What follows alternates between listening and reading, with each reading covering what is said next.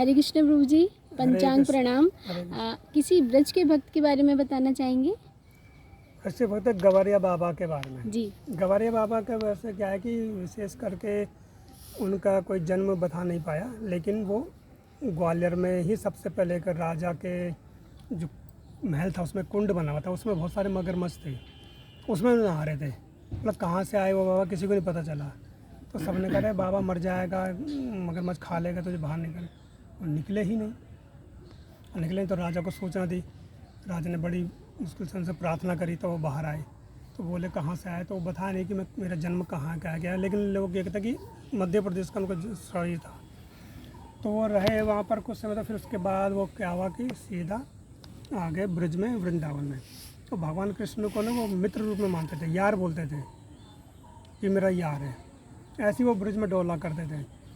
तो क्या हुआ कि एक बार बाकी बिहारी मंदिर में बैठे थे, भगवान की तरफ उन्होंने पैर कर रहे थे, मुंह की तरफ ऐसा करके, मुंह करके ऐसे जैसे भगवान का मुंह है तो वैसे पैर करके बैठ गए। तो पंडे ने डांट दिया, अरे मतलब कि बाबा क्या कैसे तुम बाबा हो, बाहर निकलो यहाँ से।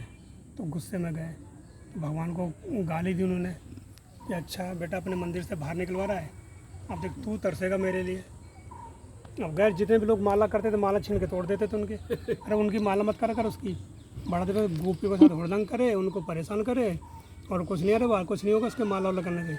अब कई लोगों को ऐसा करते माला वाला, मतलब बाबा सिद्ध थे, अब पूरे वृंदावन के लोग जानते थे कि ये सिद्ध बाबा हैं। तो कई उन्हें छोड़ भी थे। भगवान ने कहा तो मेरी माला भी छुड़ा रहा है। एक दिन वो जा रहे थे तो सामने से देख पीछे से आवाज़ आई, अरे गवारे गवारे, मतलब कि वो जो जैसे वृंदावन में जो रहते हैं ना कि गमछा बांध ले गांव के जैसे लोग होते हैं, गवार मतलब। तो वो नाम ही नहीं पता था किसी को किन्हों का क्या, तो गवारिया बाबा कहते थे कि मैं गवार हूँ, तो मैं कृष्ण के साथ गायें चराने जाता हूँ, ऐसा करते थे वो। तो वो जा रहे थे, एक बार से पीछे से आवाज़ आई, अरे गवारिया कहाँ जा रहा है। तो उन्होंने देखा कि भगवान कृष्ण अपने गायों के साथ हैं। तो अरे ये तो मेरा यार है। एकदम से जाकर गले लगे। फिर उनको अभिमान जाग गया, एकदम ध्यान आया कि इसने तो मतलब मुझे बाहर निकलवाया मंदिर से और छोड़ के जाने लगा। अरे कहाँ जा रहा है। तो क्यों, तू तो बड़ा बना अपने आप को, बैठे रहे मंदिर में और वहाँ से बाहर निकलवा दिया मुझे, तो मैं तेरे से नहीं मिलूँगा। तो अब अच्छा मिलेगा कहाँ भाई ये तो बता। तो बोला कहाँ मिलूँगा, यहीं कहीं पेड़ के नीचे पड़ा रहूँगा, तेरी इच्छा तो मिलने आ जाइयो।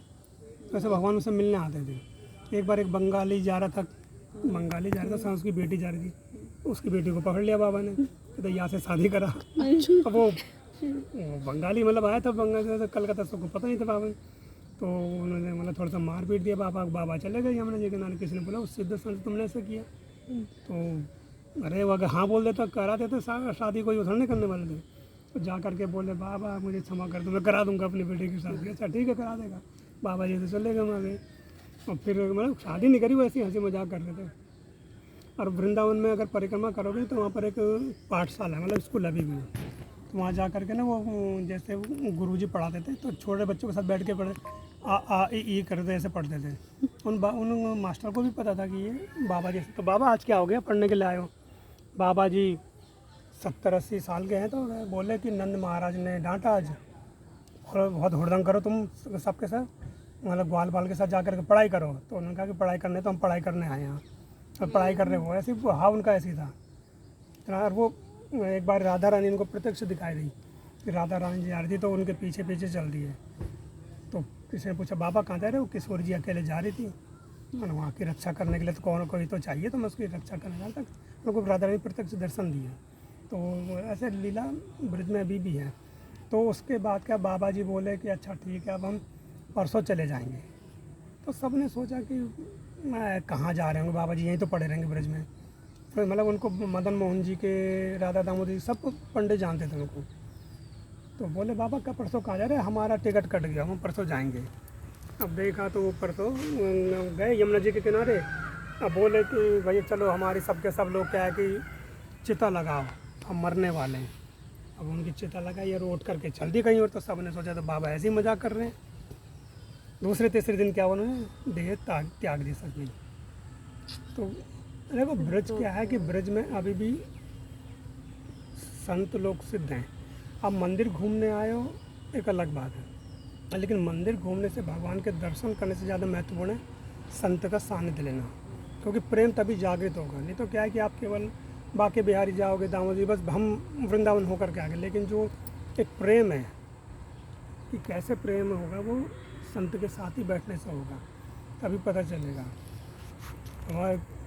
हमारे एक प्रभु जी थे यहाँ पर गाजियाबाद में, दिलीप प्रभु जी, अब वो दिल्ली मंदिर में रहे। तो एक बार ना वो होली पे चले गए थे बरसाना, मतलब 10-12 साल पहले की घटना होगी, ज़्यादा ही होगा। तो होली पे जा रहे बरसाना में जैसा होली होती है तो पूरा वो गुलाल से ना, मतलब होता है ना सिर पर चढ़ जाता है गुलाल ऐसा नफा। वो जब बरसाने की सीढ़ी चढ़ते हो मंदिर की, बरसाने तक है ना, तो किनारे पे जैसे वो लस्सी उस्सी वाले बैठे हैं, तो वहीं पर नदी मतलब नाले के किनारे बैठ के थक करके ऐसे लेटे हुए। तो 2 मतलब वही गोपियाँ आई, मतलब वो है लंबी चौड़ी, अरे बाबा नेक आगे को हो जा, कहाँ पैर फैला के सो रहा है। अब उन्होंने आंखें खोल करके ऐसा हल्का सा देखा, तो उन दोनों गोपियों के पैर ज़मीन पर नहीं पड़ रहे थे, मतलब गोपियाँ थी सच में ही वो क्योंकि जो भगवान के जो पार्षद हैं, तो देवताओं की निशानी क्या है कि एक तो उनकी पलकें नहीं झपकती, उनकी पलकें होती नहीं हैं, देवताओं की पलकें नहीं होती।